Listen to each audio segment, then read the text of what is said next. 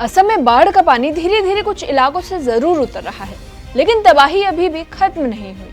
हजारों घर उजड़ चुके हैं, खेत पानी में डूब चुके हैं, बिजली के बिना गांव अंधेरे में और लाखों लोग राहत शिविरों में जिंदगी काटने को मजबूर हैं। और इसी बीच मौत का आंकड़ा बढ़कर 80 तक पहुंच गया है। वहीं दूसरी ओर मौसम विभाग ने अगले 3 दिनों के लिए फिर से भारी बारिश का अलर्ट जारी कर दिया है, जिससे लोगों की चिंता बढ़ गई है। अब सवाल यह है कि लोगों को कब तक राहत मिलेगी, सरकार ने केंद्र से क्या कहा और आखिर असम में हालत अभी तक कितने गंभीर है, चलिए समझते हैं। आप देख रहे हैं एबीपी लाइव और मैं साइमा परवीन। असम में बाढ़ ने एक बार फिर से भारी तबाही मचाई है। 2 और लोगों की मौत के बाद मृतकों की संख्या बढ़कर 80 हो गई है। लाखों लोग अब भी बाढ़ से प्रभावित हैं। कई गाँव में पानी धीरे धीरे उतर रहा है, लेकिन वापस से जिंदगी अभी भी पटरी पर नहीं लौटी है। राहत शिविरों में हजारों परिवार रह रहे हैं और प्रशासन लगातार बचाव और राहत अभियान चला रहा है। अब जानते हैं कि सबसे ज्यादा असर किन इलाकों पर हुआ है। चराईदेव, शिवसागर, जोरहाट और गोलाघाट जिले सबसे ज्यादा प्रभावित हैं। हजारों हेक्टेयर खेती पानी में डूब चुकी है। कई गांव में घर पूरी तरह बह गए हैं और रहने लायक नहीं बचे। वहीं लगभग 13,000 घरों में पिछले कई महीनों से और पिछले कई दिनों से बिजली नहीं पहुंची है।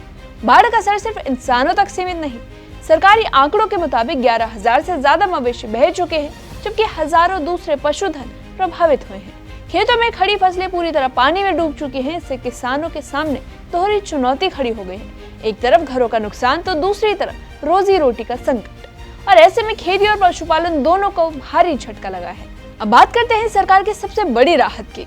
मुख्यमंत्री हिमंता बिस्वा शर्मा ने घोषणा कर दी है कि बाढ़ प्रभावित लोगों को 6 महीने तक अपने लोन की EMI नहीं चुकानी होगी, यानी 6 महीने का मोरेटोरियम मिलेगा। और हालांकि ये सुविधा सिर्फ उन लोगों को मिलेगी जो सच में बाढ़ से प्रभावित हुए हैं। बैंक पहले नुकसान का आकलन करेगा और उसके बाद पात्र लोगों को इस राहत का लाभ दिया जाएगा। सरकार ने छोटे व्यापारियों के लिए भी एक खास राहत योजना बनाई है।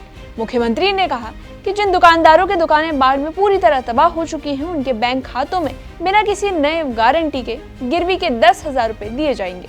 साथ ही जरूरत के हिसाब से लोन की अवधि भी बढ़ाई जा सकती है और इसका मकसद लोगों को दोबारा अपना कारोबार शुरू करने में मदद देना है।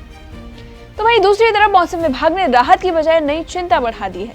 अगले 3 दिनों के लिए असम के कई हिस्सों के अलावा अरुणाचल प्रदेश, नागालैंड और मिजोरम में भारी से बहुत भारी बारिश की चेतावनी जारी की गई है। यानी जिन इलाकों में अभी पानी कम होना शुरू हुआ था, वहां दोबारा बाढ़ का खतरा पैदा हो सकता है। वहीं प्रशासन ने लोगों से सतर्क रहने और सुरक्षित स्थानों पर रहने की अपील की है।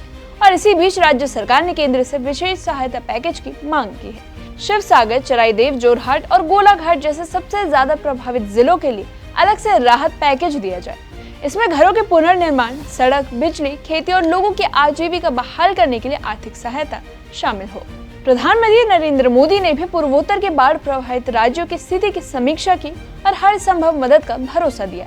वहीं असम के राज्यपाल ने भी हेलीकॉप्टर से बाढ़ प्रभावित इलाकों का दौरा किया और राहत शिविरों में जाकर लोगों से मुलाकात की।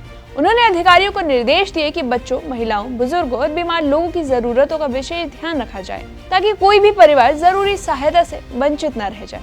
असम में बाढ़ का पानी भले ही कुछ इलाकों में उतर रहा हो, लेकिन असली चुनौती अब भी लोगों की जिंदगी को फिर से पटरी पर लाने की है। घर टूट चुके हैं, खेत बर्बाद हो चुके हैं और हजारों परिवार नई शुरुआत की उम्मीद में राहत शिविरों में है। सरकार ने राहत पैकेज और EMI में छूट जैसी घोषणाएं कर दी है, लेकिन मौसम विभाग की नई चेतावनी बता रही है कि खतरा अभी भी टला नहीं है। अब आने वाले कुछ दिन असम के लिए बेहद अहम साबित हो सकते हैं।